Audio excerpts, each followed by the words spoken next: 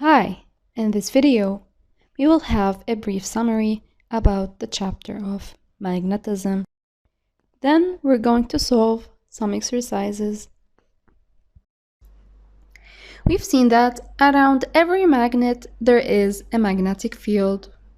To represent the shape and the direction of a magnetic field, we use field lines.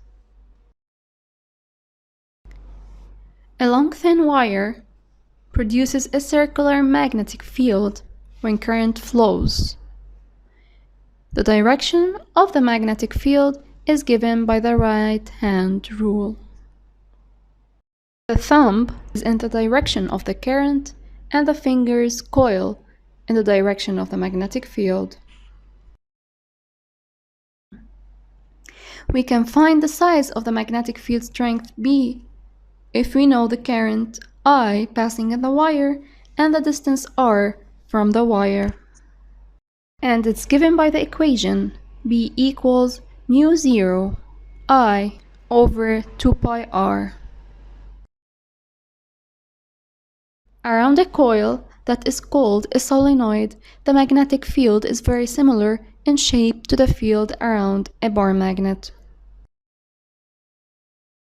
And the equation of the magnetic field strength inside a solenoid is mu 0n multiplied by the current over the length of the solenoid, where n is the number of turns.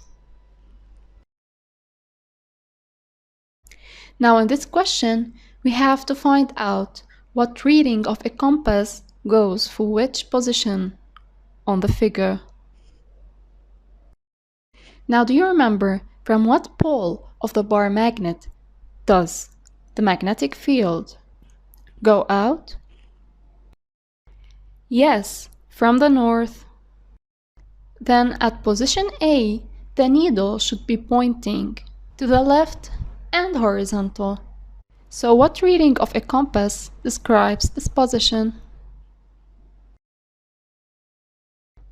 Option 3, and that's correct. Now what about position B?